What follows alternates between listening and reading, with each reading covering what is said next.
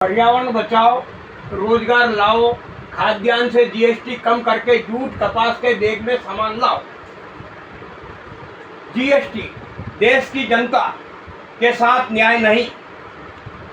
GST goods service tax माल एवं सेवा कर की 56वीं बैठक में देश की जनता के लिए 5%, 12%, 18%, 28% की दरों को 5%, 18%, 40 इन 3 दरों पर कर एवं शेष कर में राहत देने के लिए बहुत बहुत साधुवाद।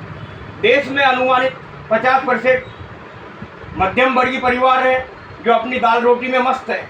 इसी प्रकार देश में अनुमानित उद्योगपति, व्यापारी, अन्नदाता करीबन अनुमानित 20% है जो अपने कार्य से करोड़ों लोगों को रोजगार देते हैं और देश में कर अदा करके देश की प्रगति को ले जाकर देश को उत्थान में लाते हैं और रोजगार देकर देश के विकास में अपनी योगदान दे रहे हैं। देश में एक ऐसा वर्ग है जो कि जरूरतमंद की श्रेणी में आता है, जिसकी आबादी अनुमानित 50% हो सकती है, यानी 70 करोड़ हो सकती है। सरकार द्वारा जरूरतमंदों को निःशुल्क अनाज उपलब्ध कराती है। यह बड़ी राहत की बात है। इस मात्रा में जरूरतमंद की भोजन की पूर्ति, एक व्यक्ति को 5 किलो अनाज दिया जाएगा तो क्या वो 5 किलो में महीने भर का पेट भर लेगा? नहीं भरेगा। तो वो क्या करेगा?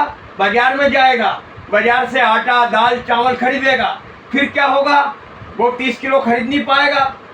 बड़े पैकेट में छूट है और छोटे पैकेट में लूट है, तो वो क्या करेगा? ठगाएगा। इसको आप इस उदाहरण से समझ सकते हैं। जैसे किसी आटा लिया उनने, उस पर 5% की दर से जीएसटी लिया जा रहा है।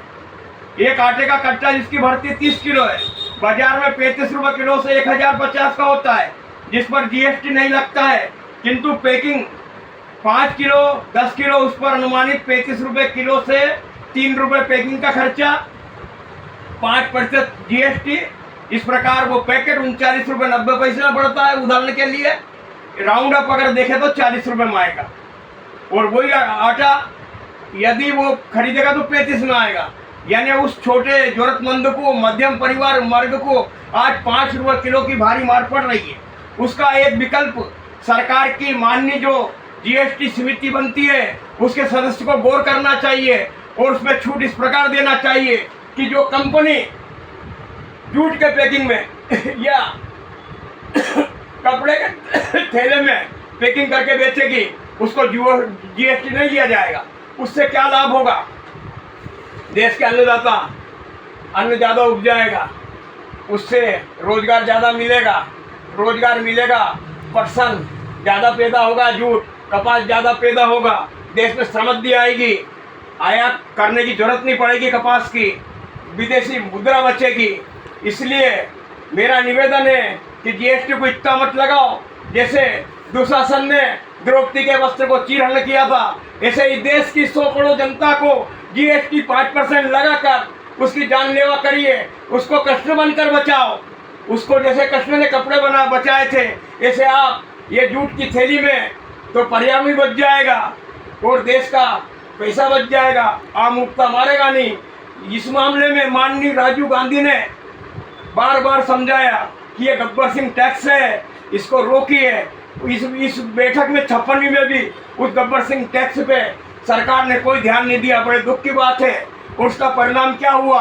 राहुल जी को आप कमजोर मत समझिए, क्योंकि वो भी 100 सांसदों का सरदार है। अगर आपने देश की 100 करोड़ जनता पर अन्यायपूर्वक टैक्स लगाया तो सीटें भविष्य में कम हो सकती है। इसलिए मेरा निवेदन है कि अगली 57वीं जो मीटिंग होए उसके अंदर ये खाद्यान्न पदार्थ जो कि इस प्रकार हैं: आटा, दाल, चावल, पोहा, रवा, मैदा, गुड़ आदि तमाम वस्तुएं जो कि आम आदमी को प्रतिदिन खाने में लगती है, उसका प्लास्टिक भी बच जाएगा अगर जूट के पैकिंग में होगा। कचरा बेला होगा नहीं, पर्यावरण बच जाएगा, किसान को रोजगार मिल जाएगा, मजदूर को काम मिल जाएगा।